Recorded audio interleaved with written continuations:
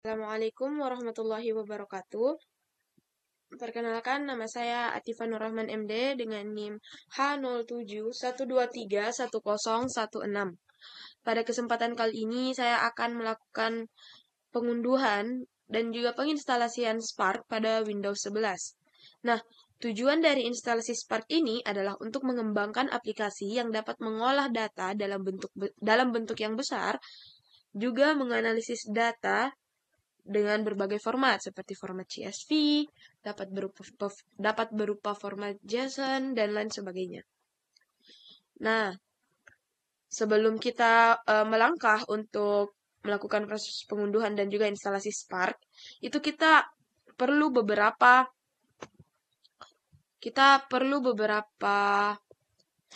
hal yang dibutuhkan atau syarat yang harus kita penuhi terlebih dahulu dalam menginstalasi sebelum kita melakukan instalasi Spark. Pertama, untuk perangkat keras itu kita membutuhkan Windows-nya itu Windows 10 atau Windows 11. Dan untuk RAM-nya itu minimal 4 GB. Dan untuk ketika lebih berat lagi yang olahan datanya kita menyarankan untuk ambil di RAM 8 GB. Setelah itu kita juga memerlukan perangkat lunak JKD atau Java Development Kit 8 atau versi ke-8. Sebenarnya kita bisa untuk mendownload yang 11, tapi di versi 8 ini dia karena ada compiler Hadoop-nya dan kita juga dan di kasus saya telah mendownload Hadoop, maka dari itu saya memilih menggunakan JDK 8. Setelah itu kita beralih ke situs resmi dari Spark Apache ini. Nah, jadi untuk awalnya itu ketika kita mencari Spark Apache, kita klik ini, lalu kita akan diarahkan ke page yang ini. Setelah itu kita akan klik download, and then di bagian choose Spark Release, kita pilih yang paling terbaru, dan di bagian choose package type, di sini saya memilih menggunakan Apache Hadoop yang 3.3 and later. Jadi di sini di Apache ini dia itu sudah ada Hadoop-nya di dalam, sudah lengkap dengan Hadoop. Sebenarnya di kasus saya telah melakukan instalasi Hadoop.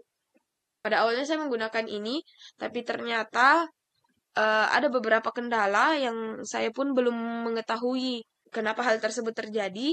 Maka dari itu saya memutuskan untuk menggunakan Apache Hadoop yang terbaru ini, yang 3.3 and later. Setelah itu kita klik di sini. Nah, karena di sini kita klik, nanti kita akan diarahkan ke page yang ini. Nah, setelah itu kita bisa untuk mengklik yang ini, link yang ada di sini untuk melakukan pengunduhan. Nah, di sini akan terunduh. Tapi karena saya sudah mengunduh, maka dari itu saya melakukan pembatalan. Di sini saya telah mengunduh Spark bin Hadoop. Dan itu kita melakukan ekstraksi dengan cara extract all, dan kita karena saya ingin menyimpannya di directory new volume E. Alasannya karena agar mudah nanti konfigurasinya maka dari itu saya menyimpan Spark ini berada di Hadoop, berada di tempat yang sama dengan folder atau ya, tempat yang ada di folder Hadoop saya. Terus kita select folder dan dia nanti akan melakukan ekstraksi dan langsung diarahkan ke bagian ini. Nah, di sini itu saya telah melakukan rename pada namanya yang awalnya itu tadi namanya adalah, kita bisa lihat di sini namanya itu Spark. Itu saya rename namanya tinggal menjadi Spark. Setelah itu seperti ini Hadoop saya juga sudah ada di tempat yang sama dengan Spark. Sini saya juga punya Java 8, saya menyimpan Java 8 di tempat yang sama dengan Hadoop. Nah, setelah itu kita lihat ke environment variables. Itu kita cek di sini. Nah, di sini saya telah membuat eh, pastikan Hadoop Home yang kita telah download sebelumnya itu dia mengarah ke bin.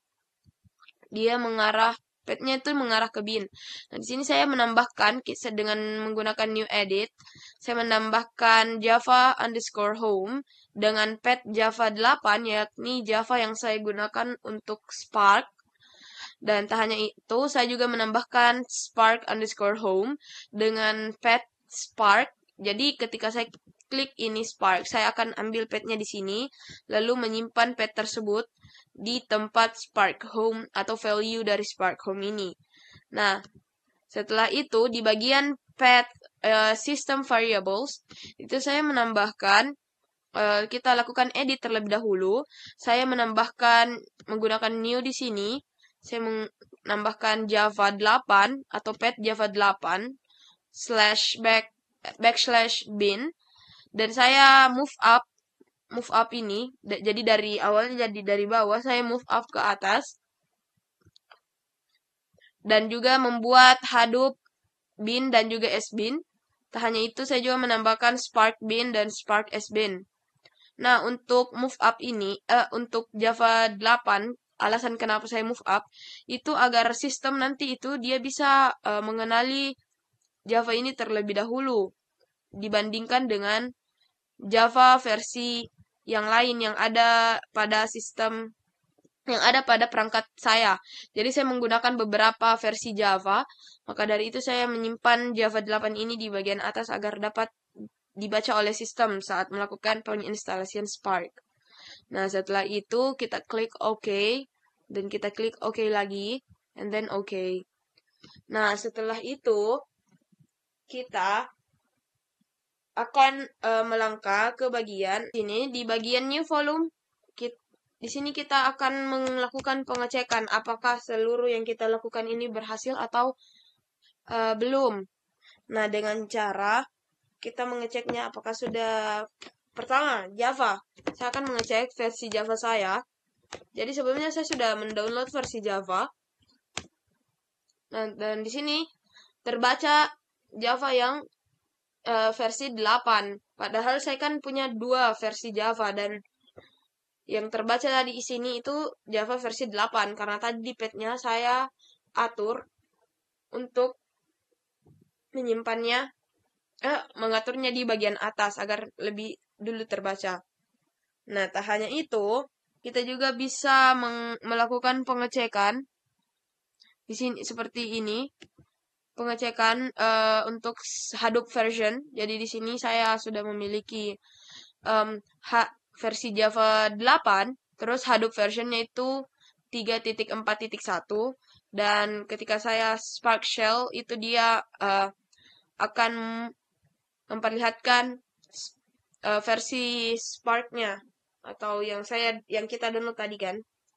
Nah, tak hanya itu, cara lain untuk mengetahui apakah dia sudah terpasang atau terinstalasi dengan baik itu kita bisa menggunakan di sini. Jadi kita bisa di sini pakai localhost .2 terus kita 4040 and then enter.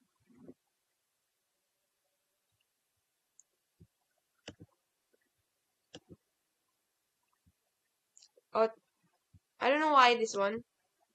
Tapi di sini dia good. Localhost.